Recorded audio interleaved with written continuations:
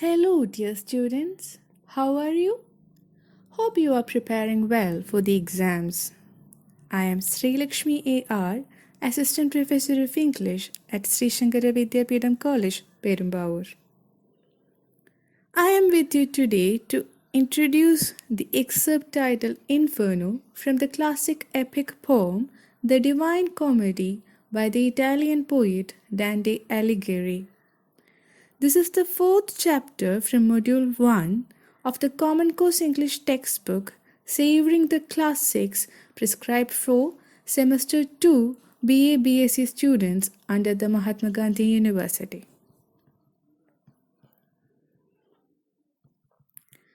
Dante Alighieri, 1265 to 1321, the renowned Italian poet, theorist, philosopher, and political thinker, was instrumental in establishing and popularizing the Italian literature. He was hailed as the father of Italian language. He heralded a literary movement with a sweet new style, and this attracted a large number of readers.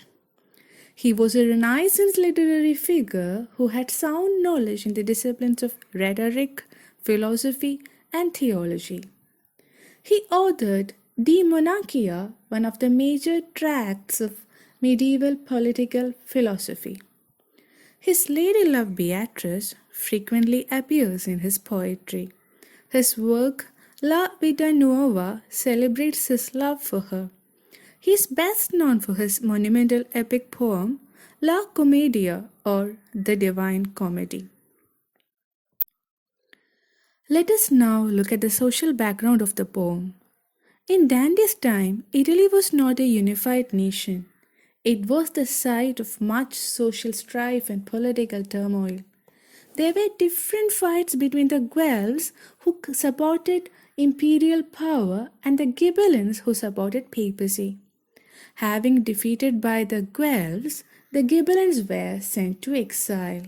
Thus Dante, an ardent Ghibelline, was exiled from Florence. It is during this exile Dante wrote his magnum opus, The Divine Comedy. We shall now proceed to the Divine Comedy. Dante is the central character of the work. This great epic poem deals with the Christian concept of afterlife. The Divine Comedy is split into three parts. The first part, Inferno, tells the journey of Dante through hell guided by Virgil, the ancient Roman poet. The second part, Purgatorio, represents purgatory, shaped like a mountain and divided into 7 different levels corresponding to 7 deadly sins. The third part, Paradiso, relates Dante's journey to the last of the divine realms, Paradise.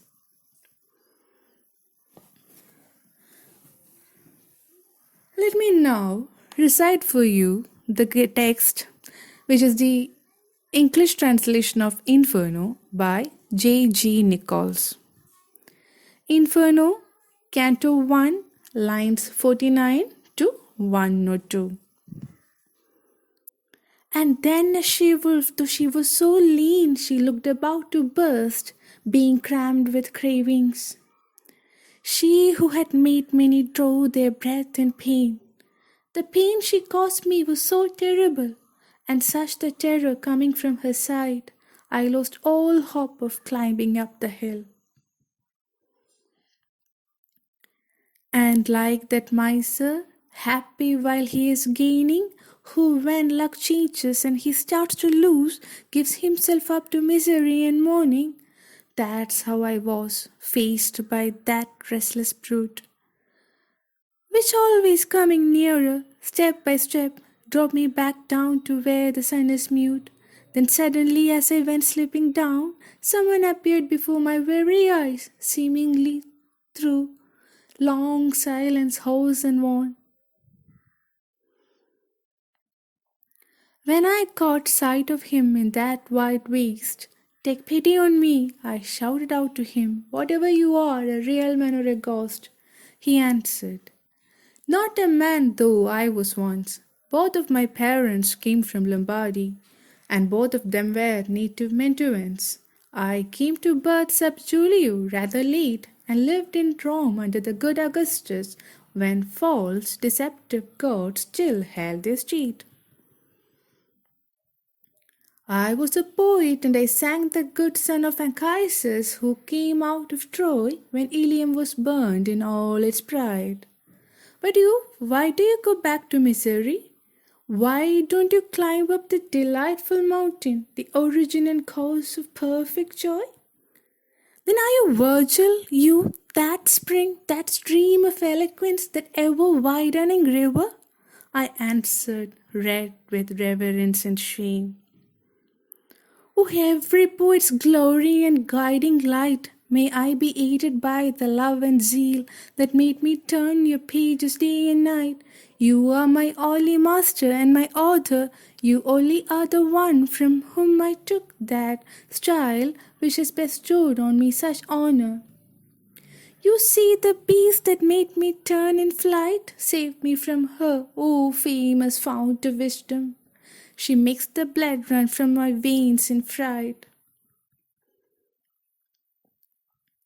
Now you must travel by a different road, he answered when he saw that I was weeping.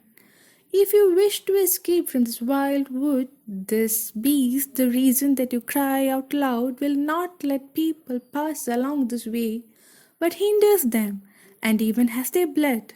She is by nature such an evil-doer, her avid appetite is never slaked, and after food she is hungrier than before, and many other beasts she is mating with, and there'll be many more until the hound arrives to bring her to a painful death.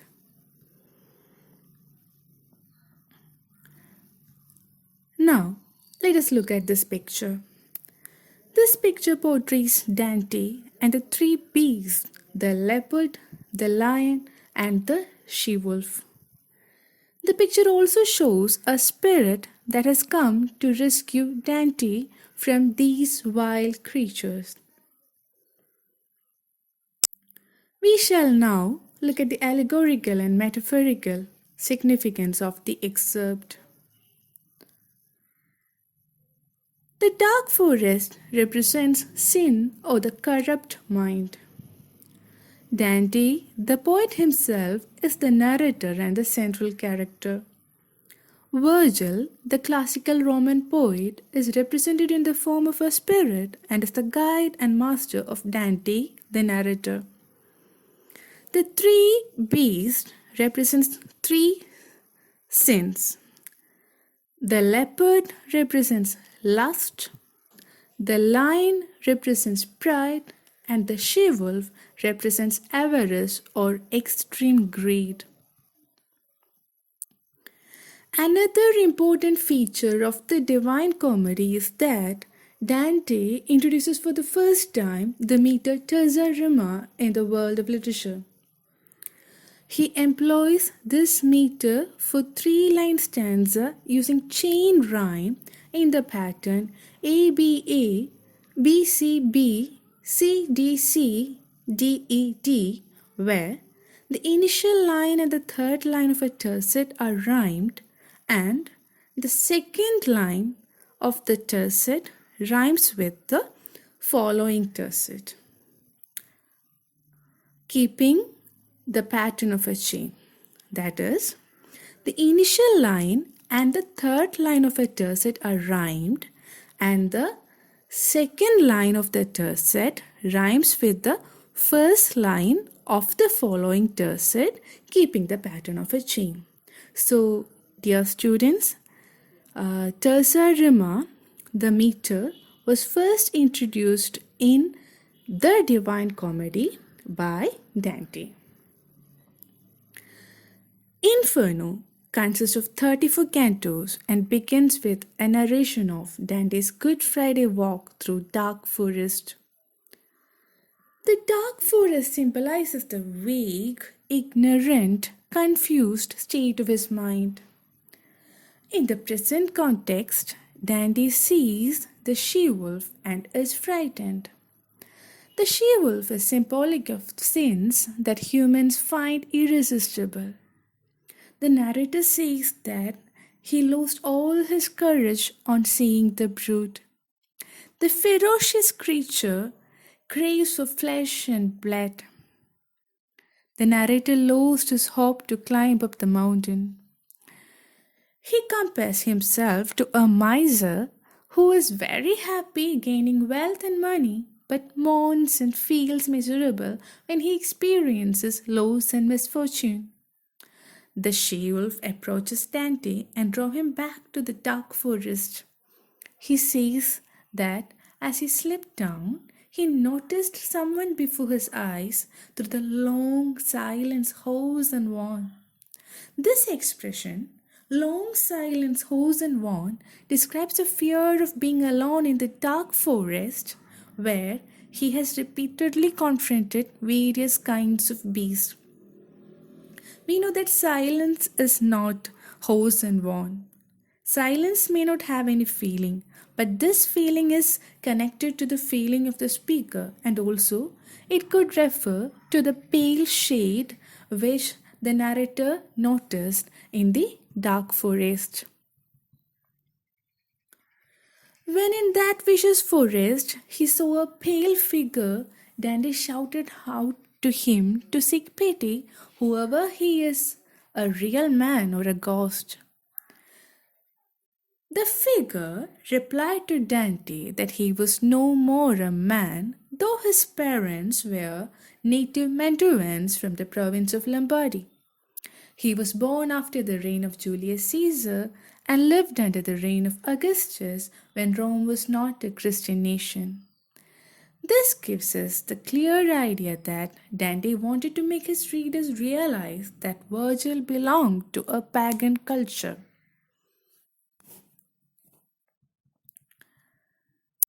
The spirit says that he was a poet who glorified the son of Anchises who sailed back from Troy after burning the Ilium.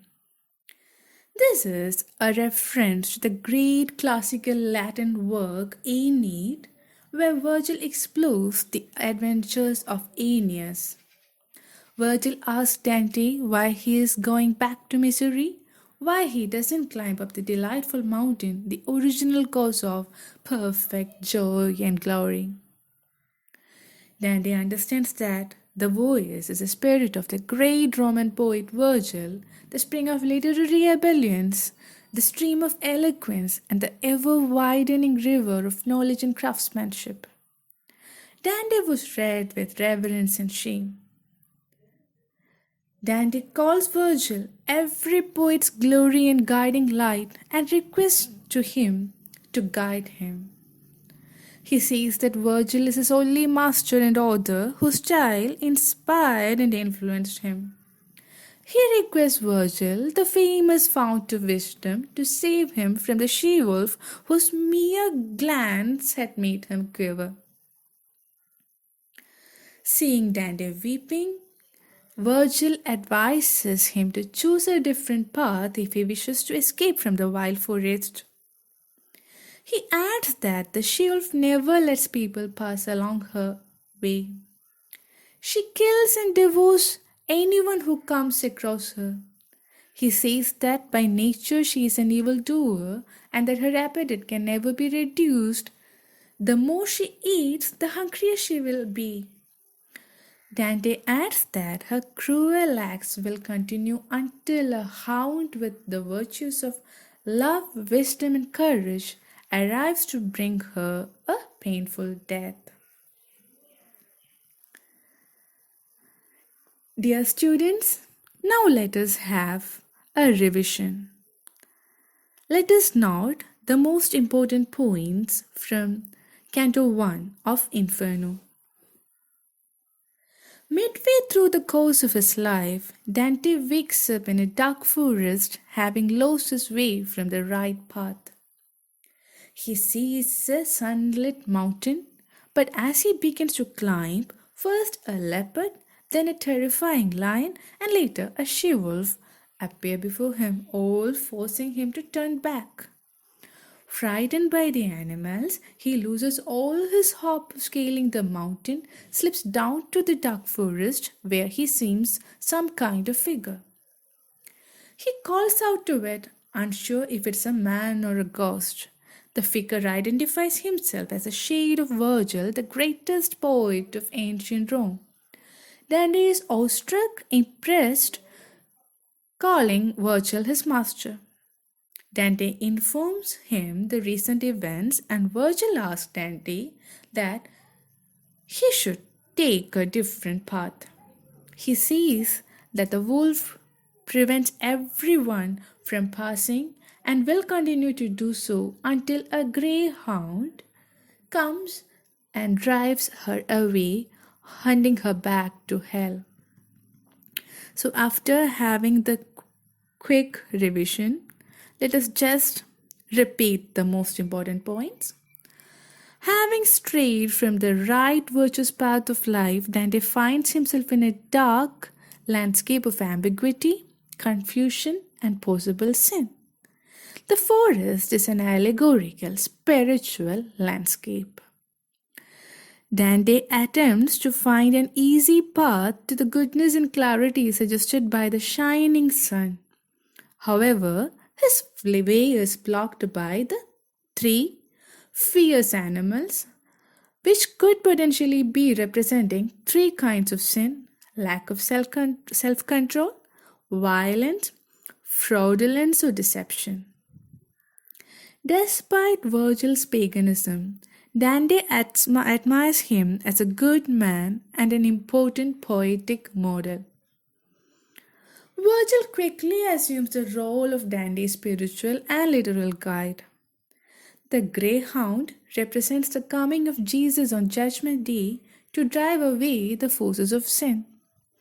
In order to reach the light of heaven, Dante must journey through the darkness of hell, where he will see consequences of sinning. For further references, you might look into these resources and the ones like this. Dear students, I hope this session was helpful to you. Keep enjoying literature. Happy reading, happy learning. Do your best. Thank you.